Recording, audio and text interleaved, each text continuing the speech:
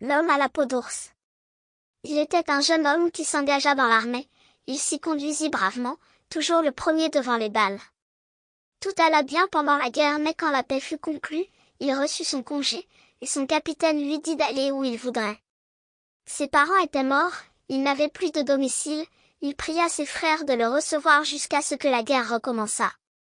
Mais ils avaient des cœurs durs, et ils lui répondirent qu'ils ne pouvaient rien pour lui, qu'il n'était propre à rien, et que c'était à lui à se tirer d'affaire. Le pauvre garçon ne possédait que son fusil, il le mit sur son épaule et s'enfuit au hasard.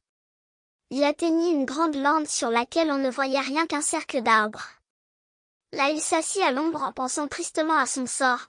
Je n'ai pas d'argent, je n'ai jamais appris d'autre métier que celui de la guerre. Maintenant que la paix est faite, je ne suis plus bon à rien, je vois bien qu'il faut que je meure de faim. En même temps il entendit du bruit. Levant les yeux, il aperçut devant lui un inconnu, tout de vert habillé, assez richement mis, mais ayant un affreux pied de cheval. « Je sais ce qu'il te faut, » dit l'étranger, « c'est de l'argent, tu en auras autant que tu en pourras porter, mais auparavant je veux m'assurer si tu n'as pas peur, car je ne donne rien aux poltrons. » Soldat et poltron, répondit l'autre, sont deux mots qui ne vont pas ensemble. « Tu peux me mettre à l'épreuve, eh bien donc, reprit l'étranger, regarde derrière toi. » Le soldat, se retournant, vit un ours énorme qui courait sur lui en grondant. « Oh, oh !» s'écria-t-il, « je vais te chatouiller le nez et te faire perdre l'envie de grogner. » Puis, le couchant en joue, il l'atteignit au museau, l'ours tomba mort sur le coup. « Je vois, » dit l'étranger, « que tu ne manques pas de courage, mais tu dois remplir encore d'autres conditions. »« Rien ne m'arrêtera, » dit le soldat qui voyait bien à qui il avait affaire, « pourvu que mon salut éternel ne soit pas compromis. »« Tu en jugeras toi-même, » répliqua l'homme. « Pendant 7 ans tu ne devras ni te laver, ni te peigner la barbe et les cheveux, ni te couper les ongles, ni faire ta prière. Je vais te donner un habit et un manteau que tu porteras pendant tout ce temps. Si tu meurs dans cet intervalle, tu m'appartiendras. Si tu vis au-delà de 7 ans, tu seras libre et riche pour toute la vie. » Le soldat songea à la grande misère à laquelle il était réduit, lui qui avait tant de fois affronté la mort, il pouvait bien se risquer cette fois encore, il accepta. Le diable ôta son habit vert et le lui donna en disant, « Tant que tu porteras cet habit, en mettant la main à la poche, tu en tireras toujours une poignée d'or. » Puis, après l'avoir dépouillé l'ours de sa peau, il ajouta, « Ceci sera ton manteau et aussi ton lit, car tu n'en devras pas avoir d'autre. Et à cause de ce vêtement on t'appellera peau d'ours. » Là-dessus le diable disparut. Le soldat passa l'habit, et, mettant la main dans sa poche, il trouva que le diable ne l'avait pas trompé. Il endossa aussi la peau d'ours et se mit à parcourir le monde, se donnant du bon temps et ne se refusant rien de ce qui fait engraisser les gens et maigrir leurs bourses. La première année, il était encore passable, mais la seconde, il avait déjà l'air d'un monstre. Ses cheveux lui couvraient presque entièrement la face, sa barbe était emmêlée et comme feutrée, et son visage tellement couvert de crasse que, si on y avait semé de l'herbe, elle aurait levé. Il faisait fuir tout le monde. Mais cependant, comme il donnait à tous les pauvres en leur demandant de prier Dieu pour qu'il ne mourût pas dans les 7 ans, et comme il parlait en homme de bien, il trouvait toujours un gîte. La 4e année, il entra dans une auberge, où l'hôte ne voulait pas le recevoir, même dans l'écurie de peur qu'il n'effarouchât les chevaux. Mais Peau d'ours ayant tiré de sa poche une poignée de ducats, l'hôte se laissa gagner et lui donna une chambre sur la cour de derrière, à condition qu'il ne se laisserait pas voir, pour ne pas perdre de réputation l'établissement. Un soir, Peau d'ours était assis dans sa chambre, souhaitant de tout cœur le fin de cette année, quand il entendit quelqu'un pleurer dans la chambre à côté. Comme il avait bon cœur, il ouvrit la porte et vit un vieillard qui sanglotait en tenant sa tête entre ses mains. Mais en voyant entrer Peau d'ours, l'homme, effrayé, voulut se sauver. Enfin il se calma en entendant une voix humaine qui lui parlait, et Peau d'ours finit, à force de paroles amicales, par lui faire raconter la cause de son chagrin. Il avait perdu toute sa fortune, et était réduit avec ses filles à une telle misère, qu'il ne pouvait payer l'hôte et qu'on allait le mettre en prison.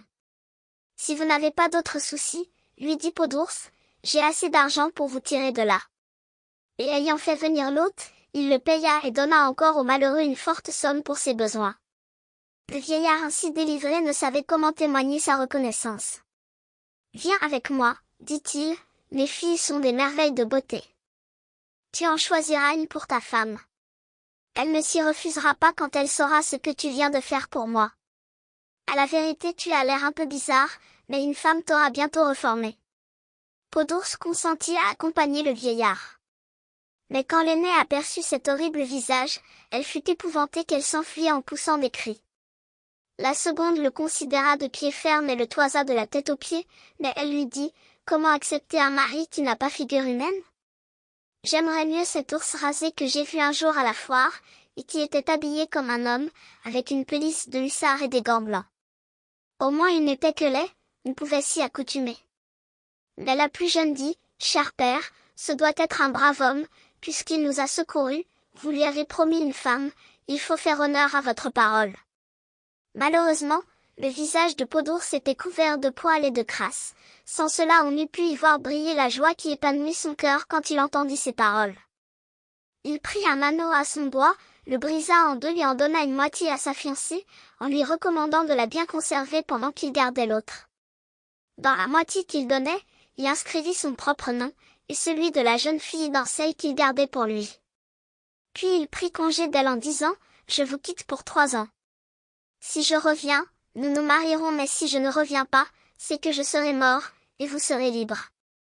Priez Dieu qu'il me conserve la vie. » La pauvre fiancée prit le deuil, et les larmes lui venaient aux yeux quand elle pensait à son fiancé. Ses sœurs l'accablaient des plaisanteries les plus désobligeantes. « Prends bien garde, disait l'aînée, quand tu lui donneras ta main, qu'il ne t'écorche avec sa patte, méfie-toi, ajoutait la seconde, les ours aiment les douceurs, si tu lui plais, il te croquera, il te faudra toujours faire sa volonté, reprenait l'aînée autrement, car les grognements, mais, ajoutait encore la seconde, le bal de noces sera gai, les ours dansent bien. La pauvre fille laissait dire ses sœurs sans se fâcher. Quant à l'homme à la peau d'ours, il errait toujours dans le monde, faisant du bien tant qu'il pouvait et donnant généreusement aux pauvres, afin qu'ils priassent pour lui. Enfin, quand le dernier jour des 7 ans fut arrivé, il retourna à la lande et se mit dans le cercle des arbres. Un grand vent s'éleva, et le diable ne tarda pas à paraître avec un air courroucé, il jeta au soldat ses vieux vêtements et lui redemanda son habit vert. « Un instant, dit Peau d'ours, il faut d'abord que tu me nettoies. » Le diable fut forcé, bien malgré lui, d'aller chercher de l'eau, de laver Peau d'ours, de lui peigner les cheveux et de lui couper les ongles. L'homme reprit l'air d'un brave soldat, beaucoup plus beau qu'il n'avait été auparavant. Peau d'ours se sentit soulagé d'un grand poids quand le diable fut parti sans le tourmenter autrement. Il retourna à la ville, endossa un magnifique habit de velours, montant dans une voiture traînée par 4 chevaux blancs, il se fit conduire chez sa fiancée. Personne ne le reconnut, le père le prit pour un officier supérieur, et le fit entrer dans la chambre où étaient ses filles. Les 2 aînées le firent asseoir entre elles et lui servirent un repas délicat, en déclarant qu'elle n'avait jamais vu un si beau cavalier. Quant à sa fiancée, elle était assise en face de lui avec ses vêtements noirs, les yeux baissés et sans dire un mot. Enfin le père lui demanda s'il voulait épouser une de ses filles, les 2 aînées coururent dans leur chambre pour faire toilette, car chacune d'elles s'imaginait qu'elle était la préférée. L'étranger, resté seul avec sa fiancée, prit la moitié d'anneau qu'il avait dans sa poche, et la jeta au fond d'un verre de vin qu'il lui offrit. Quand elle eut bu et qu'elle aperçut ce fragment au fond du verre, le cœur lui tressaillit. Elle saisit l'autre moitié qui était suspendue à son cou, la rapprocha de la première, et toutes les 2 se rejoignirent exactement. Alors il lui dit, « Je suis ton fiancé bien-aimé, que tu as vu sous une peau d'ours. Maintenant, par la grâce de Dieu, j'ai recouvré ma figure humaine, et je suis purifié de mes souillures. » Et, la prenant dans ses bras, il l'embrassa étroitement. En même temps les 2 sœurs rentraient en grand costume, mais, quand elles virent que ce beau jeune homme était pour leur sœur et que c'était l'homme à la peau d'ours, elles s'enfuirent, pleines de dépit et de colère, la première alla se noyer dans un puits, et la seconde se pendit à un arbre. Le soir on frappa à la porte, et le fiancé, allant ouvrir, vit le diable en habit vert qui lui dit, « Eh bien j'ai perdu ton âme, mais j'en ai gagné 2 autres.